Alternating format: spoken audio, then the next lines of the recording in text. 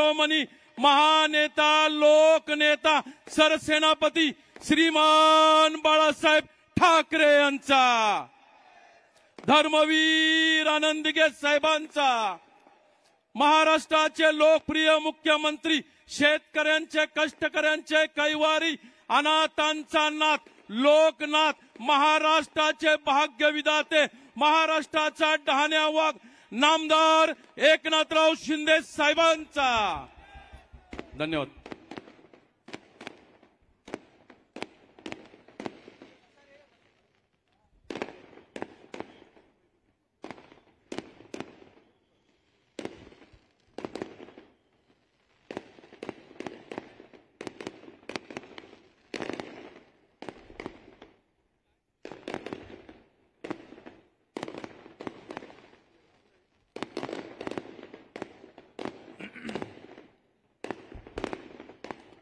छत्रपती शिवाजी महाराज की जय। भवानी जय। शिवाजी जय। श्रीराम जय जय श्रीराम। शिवसेनेच्या पाठीशी जिचा सदैव आशीर्वाद आहे अशा करवीर निवासिनी आई अंबाबाईच्या चरणी साष्टांग दंडवत। छत्रपती शिवाजी महाराजांना मानाचा मुजरा, त्यांच्या पदस्पर्शाने पावन झालेल्या भूमीला वंदन आणि छत्रपती शाहू महाराज आणि तारा राणी यांनाही विनम्र अभिवादन आणि सद्गुरू संत बाळूमामा यांनाही वंदन आणि माझ्या या सर्व शिवसेनेच्या सन्माननीय सर्व पदाधिकारी, सर्व मंत्री, शिवसेनेचे नेते, उपनेते, व्यासपीठावरील सर्व सन्माननीय मान्यवर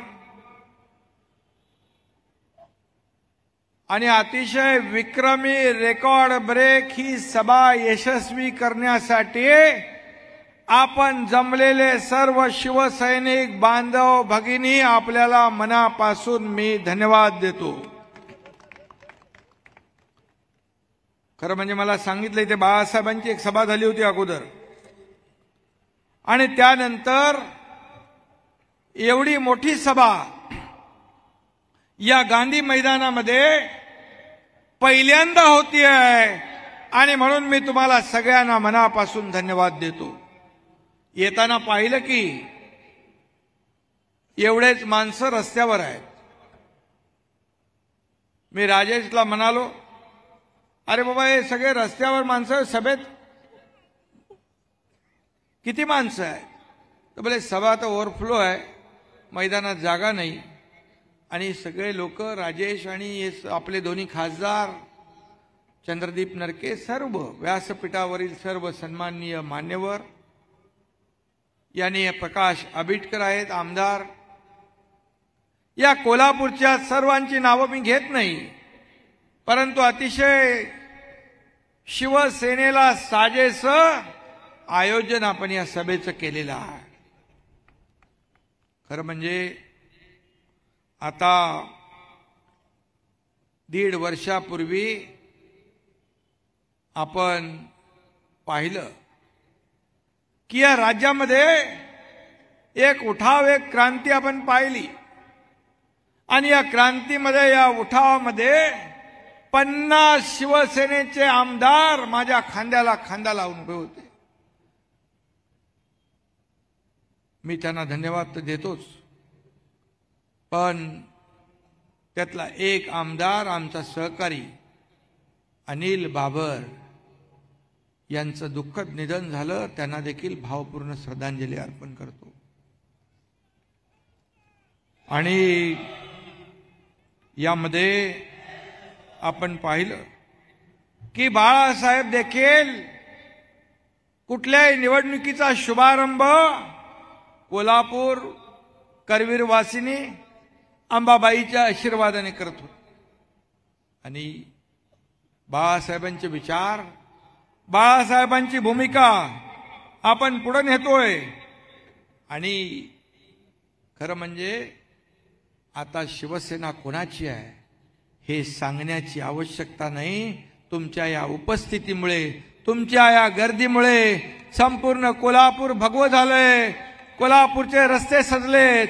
कोल्हापूरमध्ये एक शिवसेनेचा झंझावात आपण पाहतोय. आज या ठिकाणी आपलं 2 दिवसाचं महाअधिवेशन पार पडलं. त्या महाअधिवेशनामध्ये आपण अनेक विषयाला हात घातला. सर्वसामान्याच्या जीवनामध्ये या सरकारच्या माध्यमातून आमूलाग्र बदल झाला पाहिजे. त्याच्या जीवनामध्ये परिवर्तन झालं पाहिजे.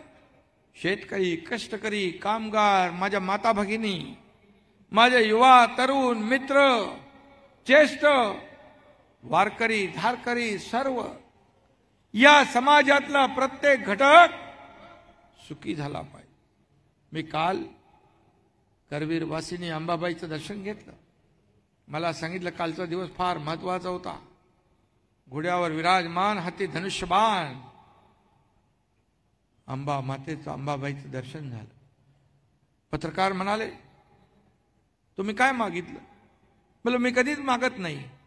आणि आई अंबाबाईला सगळं माहिती.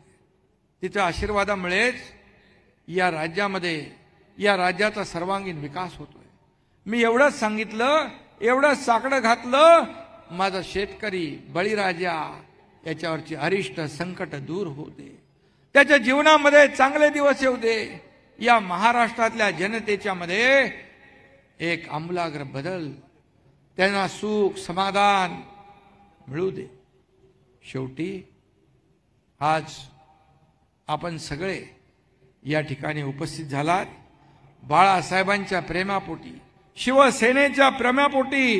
मी फक्त आज या ठिकाणी सभेला आलो नाही, मी महापुराच्या वेळेस आलो होतो. महापूरही आपण पाहिला. महापुरामध्ये देखील शिवसैनिकांनी झोकून देऊन काम केलं, मदत केली, स्वतःचा जीव धोक्यात घालून मदत केली. त्यावेळेस मी पाहिलं कोल्हापूरकरांचं प्रेम. मी आपल्याला सांगतो, त्यावेळेस मी 10 दिवस होतो राजेश आपण इकडे. 10-12 दिवस मी नगरविकास आणि आरोग्य मंत्री होतो. गुरंढोरं वाहून चालली होती. या ठिकाणी पावसाचं पाणी 2-2, 1-1 मजल्यापर्यंत गेलं होतं. आणि कोल्हापूरकरांमधला मी तेव्हा माणूस पाहिला, माणुसकी पाहिली. त्याच्यातलं एकच मी तुम्हाला आपल्याला किस्सा सांगतो. रात्री 1 वाजता मला फोन आला. एक आपली गर्भवती भगिनी अडचणीत आली होती, अडली होती. आणि पाणी सगळीकडे, कसं होणार? मी सांगितलं एनडीआरएफला आपल्याला जायला पाहिजे. एनडीआरएफ वाले म्हणाले रात्रीचं आपल्याला जाता येत नाही, रात्री रेस्क्यू करता येत नाही. मी त्यांना म्हणालो सकाळपर्यंत आपण वाट पाहू शकत नाही, तुम्ही येत नसाल तर हा एकनाथ शिंदे चालला. मी निघालो, एनडीआरएफचे लोक पाठवून आले आणि त्या महिला भगिनीची अडचण आपण दूर केली. हे देखील प्रेम पाहिलं मी. एका प्रेम म्हणजे माणसांनी इथल्या ज्या भागात पाणी साठलं होतं त्या ठिकाणी आपली गुरं, आपल्या गाई म्हशी पहिल्या मजल्यावर, दुसऱ्या मजल्यावर वरती आपल्या परिवारासोबत ठेवल्या होत्या. मी एका ठिकाणी गेलो, वरती बघितलं. मी म्हणालो काय? बोले हे आमचा परिवार आहे, हे गोधन आमचं कुटुंब आहे. आणि मला खरंच एक समाधान, एक वेगळा आनंद, एक वेगळी कोल्हापूर वासियांच्या बद्दल एक जिव्हाळा आणि आपुलकी या ठिकाणी पाहायला मिळाली.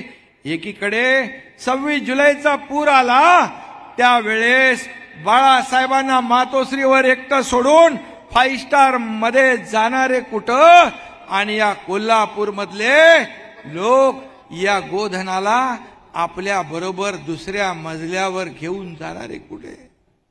हा फरक आहे. आणि म्हणून त्या वेळेस देखील एवढे संकटात लोक असताना त्याने मला सांगितलं, तुम्ही आम्हाला मदत करायला आलात, एक चहाचे 2 घोट घेऊन जा. अशा प्रकारचं प्रेम त्यावेळेस मला मिळालं. मनातला माणुसकीचा पाझर या ठिकाणी पाहायला मिळाला. ज्योतिबाचा गुलाल कोल्हापूर, अंबाबाईचा आशीर्वाद कोल्हापूर, खास बागेतली कुस्ती कोल्हापूर, शाहू महाराजांचा अभिमान कोल्हापूर, चपलेपासून फेट्यापर्यंतच्या मातीचा सुगंध कोल्हापूर, मिसळीचं वाटण कोल्हापूर, उसाचा मळा कोल्हापूर, राजकारणातला गेम कोल्हापूर आणि धनुष्यबाणाचा नेम कोल्हापूर.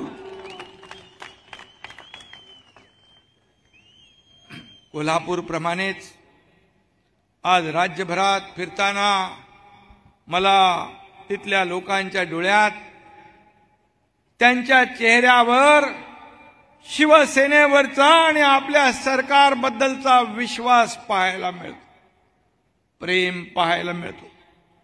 त्यांचा विश्वास हीच आपली कमाई आहे.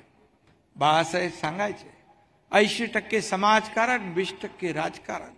बाळासाहेब सांगायचे मंत्रालयात न बसता, फक्त मंत्रालयात आपल्या दालनात न बसता रस्त्यावर लोकांना भेटा, संवाद साधा. आणि बाळासाहेबांचं राजकारण, समाजकारण आपण त्यांचा आदर्श डोळ्यासमोर ठेवून काम करतोय. आणि म्हणून बाळासाहेबांच्या विचारांची ज्यांनी काही बेईमानी केली असेल, ज्यांनी शिवसैनिकांची प्रतारणा केली, ज्यांनी वैचारिक व्यभिचार केला, त्यांना कायमचं घरी बसवण्याची वेळ आहे. बसवायचं आहे ना. आणि म्हणून तुमचा हा उत्साह निवडणुकामधील शिवसेनेच्या महायुतीच्या विजयाची आज नांदी आहे असं मी या ठिकाणी सांगू इच्छितो. बाळासाहेबांचा वारसा सांगायला तोंडात नाही, मनगटात जोर लागतो, मनगटात. आणि तसं वागावं लागतं. आपण काय केलं?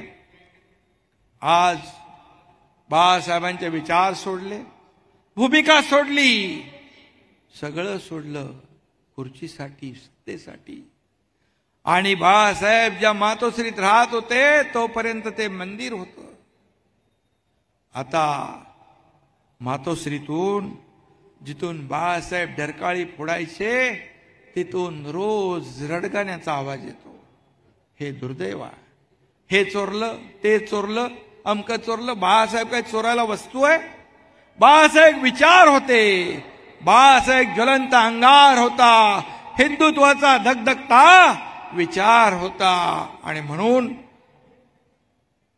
आपण एवढ्या मोठ्या संख्येने उपस्थित झाला. जर मी आपल्याला सांगतो आम्ही चुकीचं पाऊल उचललं असतं तर हे व्यासपीठ एवढं भरलं असतं का? आपण हे अख्खं मैदान भरून ओसंडून वाहून गेलं असतं का? हा मला तुम्हाला विचारायचा प्रश्न आहे. आणि आपण जे प्रेम देत आहे, जे सहकार्य करताय, त्याला दाद द्यावी तेवढी थोडी आहे. जसं मुघलांच्या घोड्यांना पाण्यात देखील संताजी धनाजी दिसायचे, तसाच यांना मी देखील दिसतो. जिकडे माझं नाव घेतल्याशिवाय यांना झोप येत नाही. उठता बसता झोपता एकनाथ शिंदे, एकनाथ शिंदे हा जप सुरू असतो. शिवाय शाप आणि आरोप. काय एक सर्वसामान्य शेतकऱ्याचा मुलगा या ठिकाणी मुख्यमंत्री होऊ शकत नाही का? का फक्त सोन्याचा चमचा घेऊन आलेल्यानेच मुख्यमंत्री व्हायचं? आपल्याला मी एवढंच सांगतो की या शेतकऱ्याचा मुलगा उद्या तुमच्यातला एक जण जर इथं येऊन मुख्यमंत्री म्हणून जर भाषण करू लागला तर सगळ्यात जास्ती आनंद आणि समाधान मला होईल. आज का लोक आपल्या बरोबर येत आहेत. आज मुरलीधर जाधव आपल्याबरोबर आले, इतर लोक आले, 50 आमदार, 13 खासदार, हजारो शेकडो नीलमताई बसल्यात. इथं मनीषाताई बसल्यात, विधान परिषदेतले आमदार. आपण का आले? कारण सरकार काम करतंय. या महिला भगिनींसाठी सरकारने निर्णय घेतले 50% एसटी मध्ये सवलत. लेक लाडकी लखपती ही योजना. आज महिला भगिनी आपल्या पतिदेवाला सांगतात, तुम्ही थांबा, मी अर्ध्या तिकिटात बाजारहाट करून येते. आज महिला, बरोबर ना? हे सरकारने केलंय. आता महिला बचत गटाला सक्षम आपण करतोय. त्यांना असलेलं मानधन फंड आपण वाढवतोय, दुप्पट करतोय. आणि म्हणून महिला सक्षमीकरण धोरण आपण आणतोय. महिला, मगाशी नीलमताईंनी सांगितलं, या महिला धोरणावर त्या काम करतायत. आणि म्हणून हे सरकार शेतकऱ्यांसाठी काम करतंय. जसं मोदी साहेबांनी 6,000 रुपये वर्षाला देण्याचं जाहीर केलं, तसे 6,000 शेतकऱ्याला आपणही देतोय. वर्षाला 12,000 रुपये आपण शेतकऱ्याला देतोय. 1 रुपयामध्ये पीक विमा योजना आपण देतोय. शेतकऱ्याला अनेक अनेक आपण योजना सुरू केल्या. जे 50,000 रुपये जे आपण नियमित कर्जफेड करणारे लोक होते, त्यांना मला वाटतं प्रकाशाने आपण सांगितलं मगाशी की ते पैसे आपले बाकी आहे, ते देखील देण्याचं काम आपले सरकार करेल. आणि म्हणून हे सर्व आपण निर्णय घेतोय म्हणूनच आज आपल्या बरोबर लोक येत आहेत. आज आपल्या बरोबर लोक येत आहेत. आणि म्हणून घर बसल्या फेसबुक लाईव्ह आपलं काम नाही, फील्डवर उतरून फेस टू फेस काम करण्याचं आपण या ठिकाणी निर्णय घेतोय. सर्वसामान्य लोकांना फेस करतो, शेतकऱ्यांच्या बांधावर जातो, महिला भगिनींना भेटतो, लोकांशी संवाद साधतो आणि लोकांना काय हवंय ते देण्याचा आपण प्रयत्न करतो. आपण या ठिकाणी निर्णय घेत असताना अनेक निर्णय आपण घेतले. हे सर्वसामान्यांच्या हिताचे निर्णय आपण घेतलेले आहेत. सर्वसामान्यांच्या आयुष्यामध्ये चांगले दिवस आणण्यासाठी आपण निर्णय घेतलेत. आणि म्हणून रोज सकाळी उठून जे एकच जप मोजतात, खोके खोके खोके, मी आपल्याला सांगू इच्छितो, शिवसेना आणि धनुष्यबाण आज आपल्याकडे आहे. शिवसेना आणि धनुष्यबाण आपल्याकडे आहे. असं असताना देखील उबाटाच्या लोकांनी मला शिवसेनेच्या लेटर हेडवर पत्र दिलं की आम्हाला शिवसेनेच्या म्हणजे तुमच्या खात्यातले 50 कोटी पाहिजे. तुम्ही आम्हाला 50 खोक्याचा आरोप करता आणि 50 कोटी मागता. मी एका क्षणाचाही विलंब लावला नाही.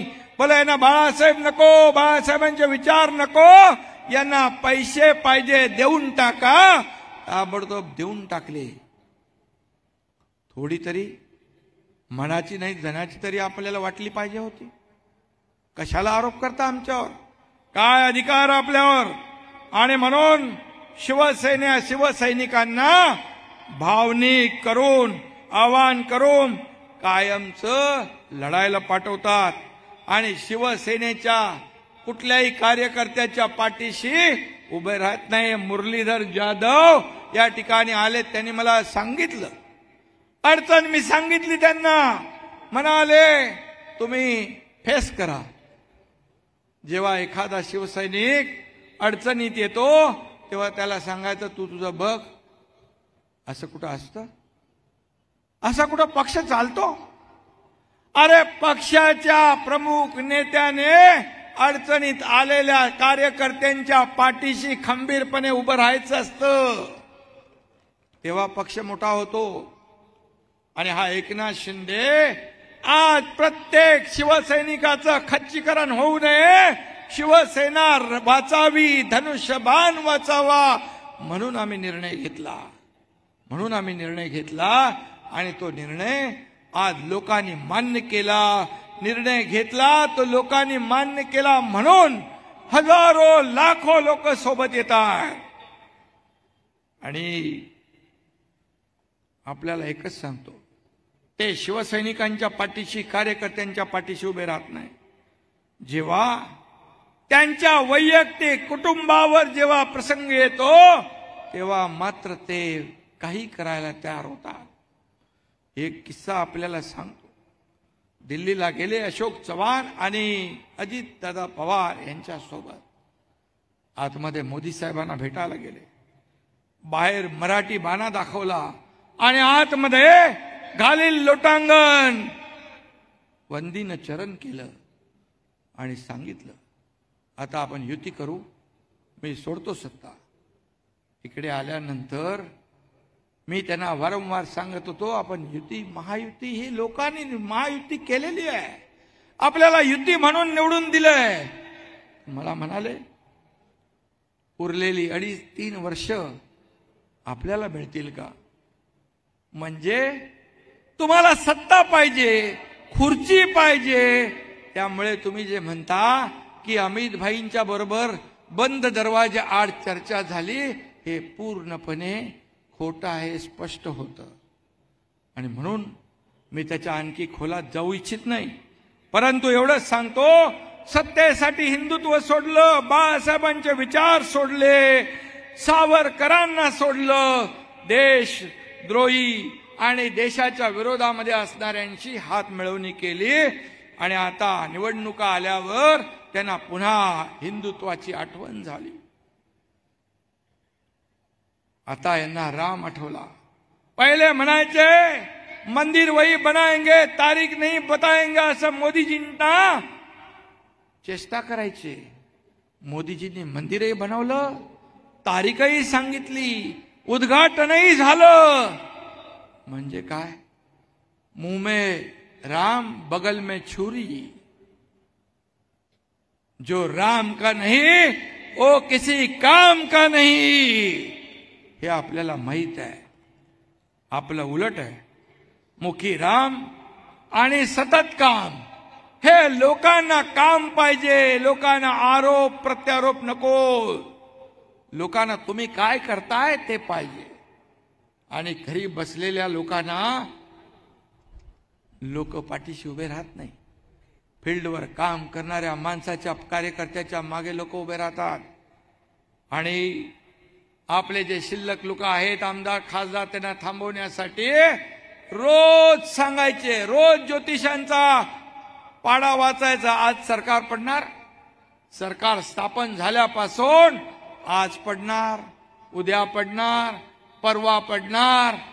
सगळे ज्योतिषी थकले, पण सरकार काय पडलं नाही. सरकार तुमच्या आशीर्वादाने अधिक मजबूत झालं, अधिक मोठं झालं, अधिक ताकदवान झालं. आणि म्हणून आज इंडिया आघाडी केली आहे. अरे मोदीजींच्या विरोधामध्ये तुम्ही सगळे एकत्र आलात, पण पंतप्रधान पदाचा उमेदवार पण आपण ठरवू शकला नाही.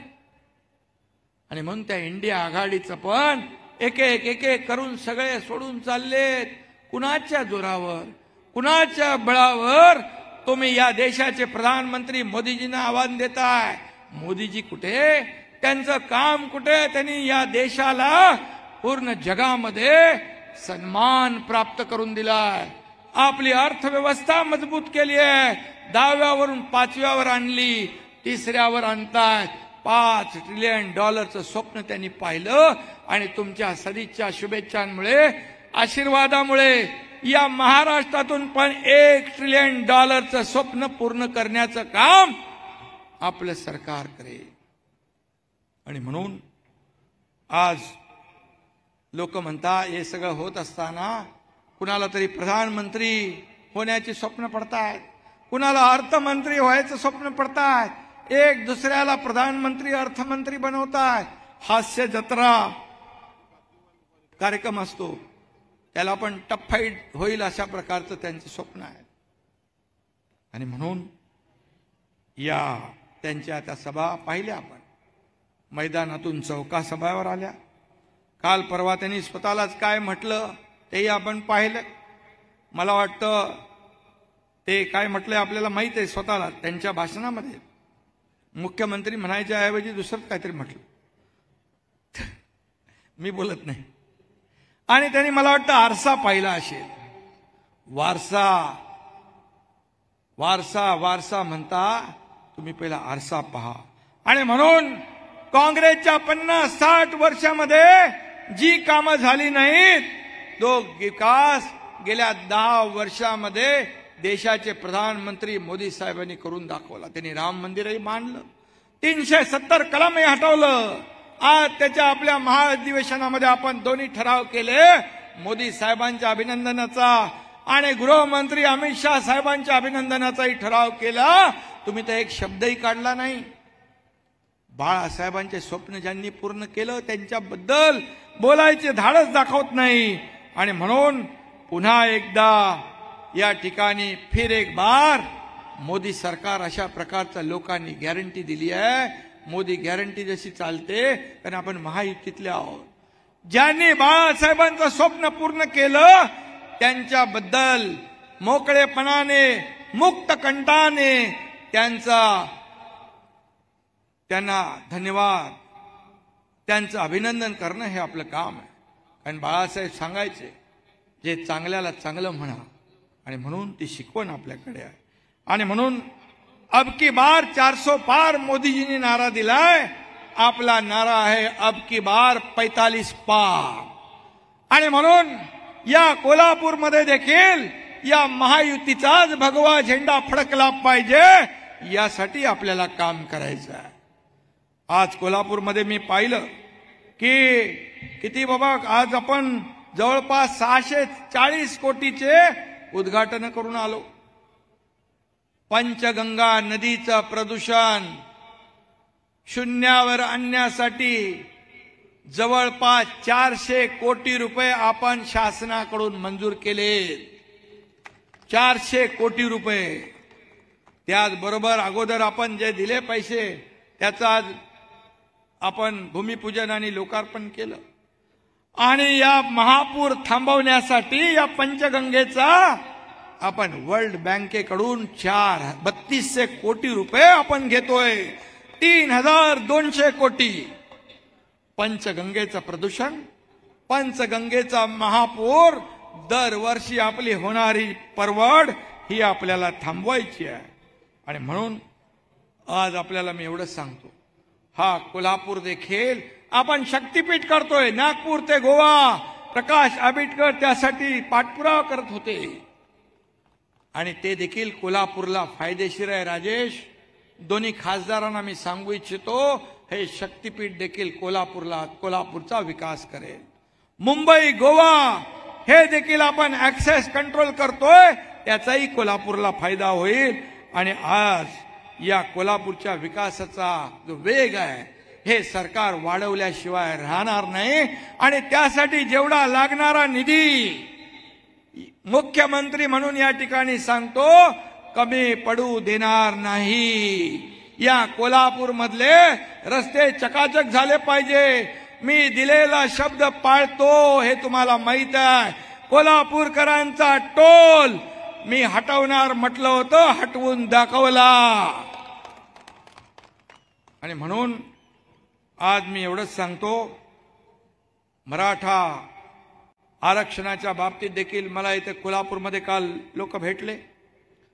मी शपथ घेतलेली आहे, मराठा आरक्षण हे देण्यासाठी कायद्याच्या चौकटीत बसणार, टिकणार, कायद्याच्या कसोटीवर टिकणार मराठा आरक्षण हे सरकार देणार.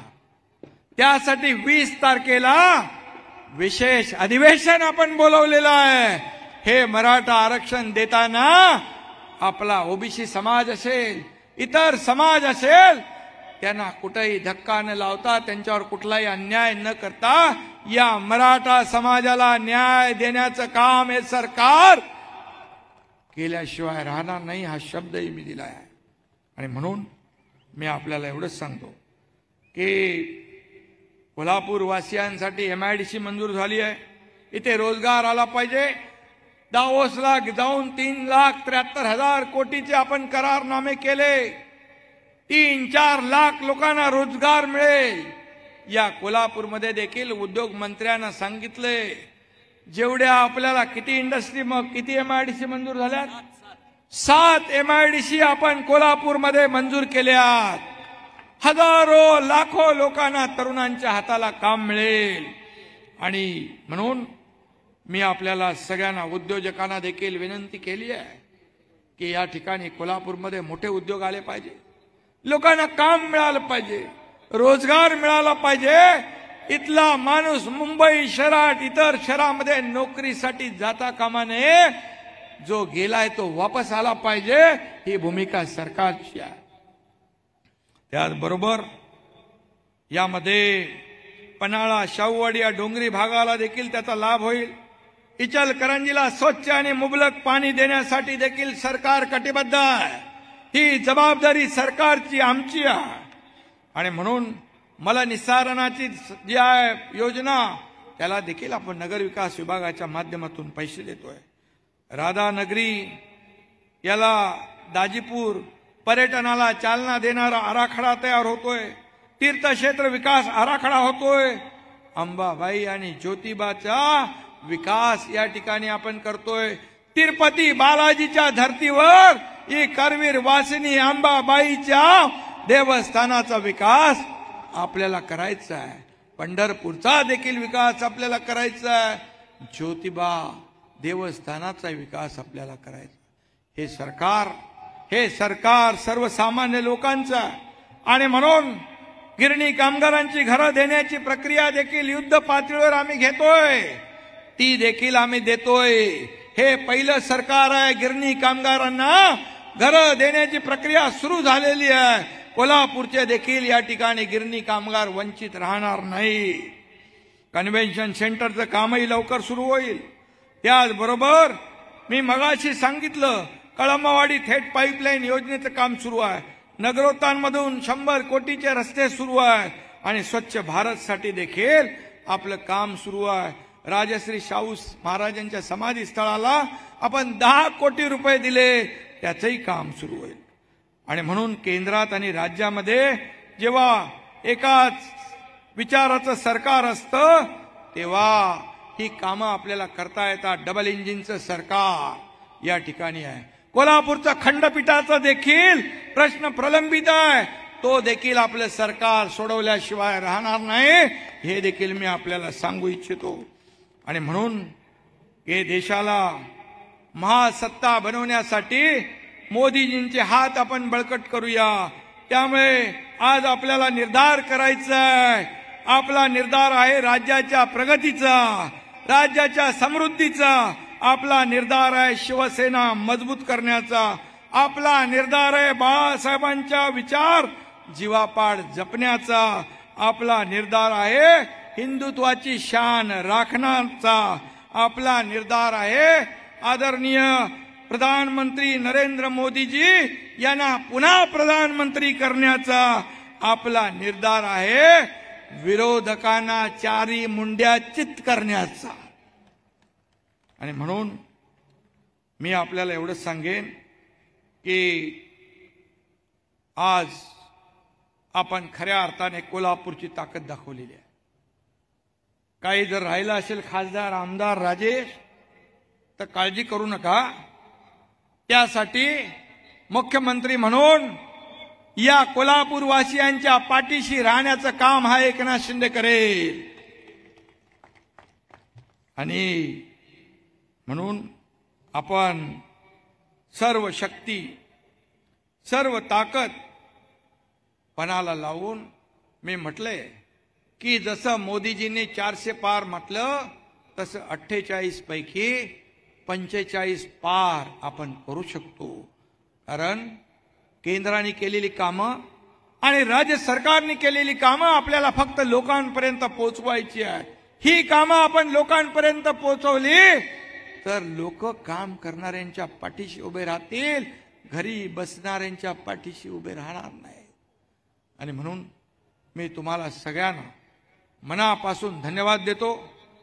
आपले आभार मानतो. या व्यासपीठावर सगळे बसले. ते व्यासपीठ एवढा मोठा आपला आणि व्यासपीठाला शोभा आहे, परंतु ही शोभा तुमच्या या उपस्थितीमुळे वाढलेली आहे. म्हणून मी आपल्याला सांगतो, हा एकनाथ शिंदे, या एकनाथ शिंदेच्या शरीरामध्ये रक्ताचा शेवटचा थेंब असेपर्यंत या महाराष्ट्रातल्या जनतेची सेवा करेल. मी कालही कार्यकर्ता म्हणून काम करत होतो, आजही कार्यकर्ता म्हणून काम करतो, उद्याही मी कार्यकर्ता म्हणून काम करणार आहे. कोणाला काही वाटू द्या, मी काही काम केलं तरी त्यांना पोटदुखी असते, त्यांना प्रॉब्लेम असतो. मी दावोसला गेलो तरी प्रॉब्लेम, मी गावात शेती करायला गेलो तरी प्रॉब्लेम, मी हेलिकॉप्टरने गेलो तरी प्रॉब्लेम, मी मुंबईतले रस्ते स्वच्छ करायला पाण्याने धुण्यासाठी गेलो तरी प्रॉब्लेम. एवढा जळफळाट जो आहे तो जळफळाट करत राहा. सकाळी याने सांगितलं, आपल्या उपाध्ये संजीव उपाध्ये आपल्या अधिवेशनात आले होते. ते म्हणाले गुद्द्याची लढाई असते आणि मुद्द्याची लढाई असते. मी सांगतो, तुम्ही गुद्द्याची लढाईवर उतरलात तरी सुद्धा आम्ही गुद्द्याची लढाई गुद्द्याने नाही लढणार, मुद्द्याने लढणार आणि तुमच्या आरोपाला उत्तर कामाने देणार. एवढंच सांगतो. धन्यवाद. जय हिंद, जय महाराष्ट्र. आजच्या या सभेचा समारोप राष्ट्रगीताने होतोय. सर्वांनी कृपया राष्ट्रगीतासाठी उभं राहायचंय. जनगण मन अधि